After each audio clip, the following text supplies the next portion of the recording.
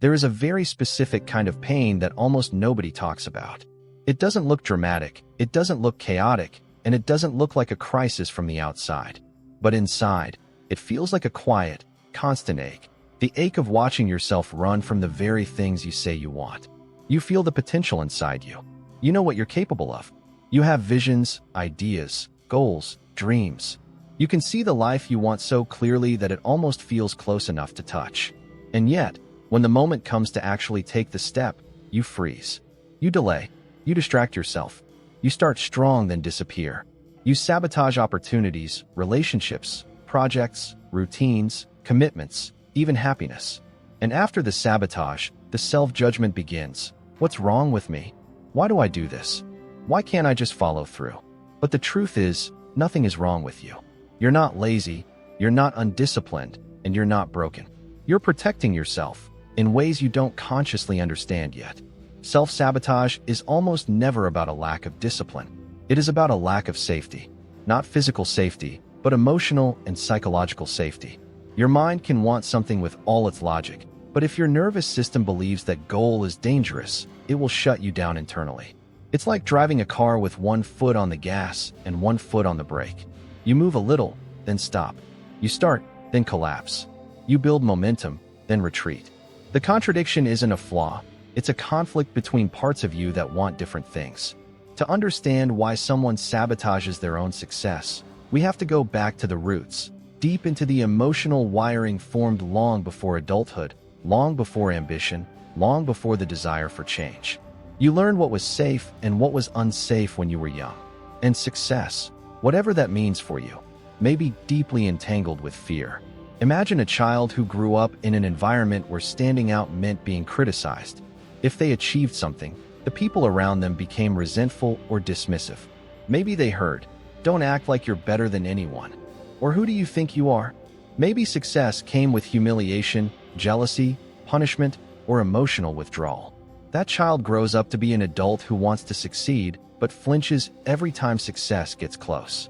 Their body remembers that shining caused pain. So even when they consciously pursue success, something inside them panics and pulls them back. Or imagine a child who learned that failure brought shame or rejection. Every mistake became a catastrophe. Every imperfection was judged. That child grows up terrified of trying, because trying creates the possibility of failing. And failing feels like emotional death. So the adult version of this child procrastinates endlessly. Not because they don't care, but because procrastination protects them from confronting the possibility of failure. Then there are people whose childhood taught them that achievement equals pressure. Maybe every time they did well, people expected more. Maybe success brought impossible standards. Maybe they were only valued for what they accomplished, not for who they were. That child grows into an adult who associates success with exhaustion. So every time they start to do well, their body shuts down. Not because they fear success, but because success feels like a trap, a doorway into overwhelm. Some people sabotage because success threatens their identity. Maybe they grew up being the quiet one, the helper, the one who survives, the one who keeps the peace, or the one who doesn't cause trouble. These identities were formed to maintain connection in childhood. And even if those identities limit them as adults, they feel familiar, safe, predictable. So when success requires them to step into a new identity, confident, visible, expressed, self-directed, their nervous system says, "No, this is unfamiliar. We don't do this. This is not who we are." And sabotage begins. Another common reason for self-sabotage is loyalty. This one surprises people the most. If you grew up in an environment where the people around you struggled, suffered, or lived small lives, success can feel like a betrayal. Rising beyond the people you love can trigger guilt. You might think, if they couldn't have this, who am I to have it? Or, if I grow, I'll lose them. Part of you chooses safety through loyalty, staying small to stay connected. Self-sabotage also appears in relationships. Someone who grew up around unpredictable affection learns that love equals tension. Love equals performance. Love equals walking on eggshells. So when they meet someone healthy, their body doesn't know what to do with safety. They pull away, pick fights, hide, or abruptly lose interest. Not because they don't want love, but because they don't trust it. And then there's the deeper truth. Some people sabotage because happiness feels dangerous.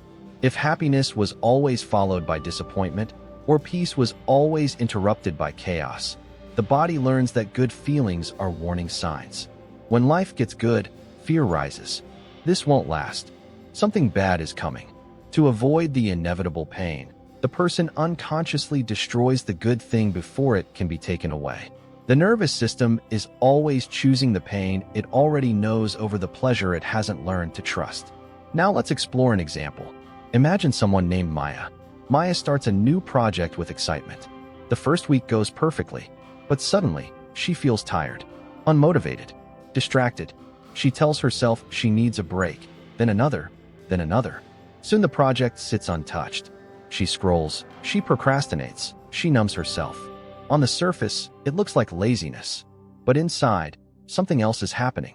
Maya grew up in a household where being visible attracted criticism. Her nervous system learned that attention is dangerous. So the moment her project begins to grow, her body shuts her down to protect her from standing out. Maya isn't lazy. She's scared, and her body is trying to keep her safe in the only way it knows. Or consider someone named Daniel. Daniel enters a healthy relationship. It feels good, almost too good. One day, he notices his partner didn't text back immediately. His chest tightens. His mind spirals. He tells himself he's being irrational, but the panic grows.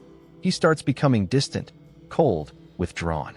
Not because his partner did anything wrong, but because Daniel grew up learning that closeness leads to abandonment.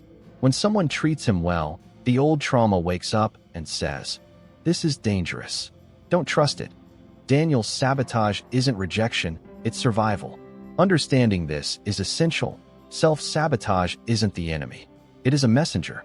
It points directly to the emotional wounds that need healing. Self-sabotage is the shadow saying, "I am scared. Please slow down and listen." So let's talk about how to work with this pattern, not against it. Because fighting sabotage only creates more sabotage. Shaming yourself only deepens the resistance. You cannot bully the nervous system into expansion, but you can guide it gently. Here is the framework, the one practical tool to begin shifting sabotage into self-awareness. The first step is noticing. Catch the moment your body starts pulling away, the delay, the distraction, the procrastination, the sudden loss of motivation. Instead of attacking yourself, say gently, "Something in me feels unsafe." That one sentence shifts you from self-judgment to self-awareness.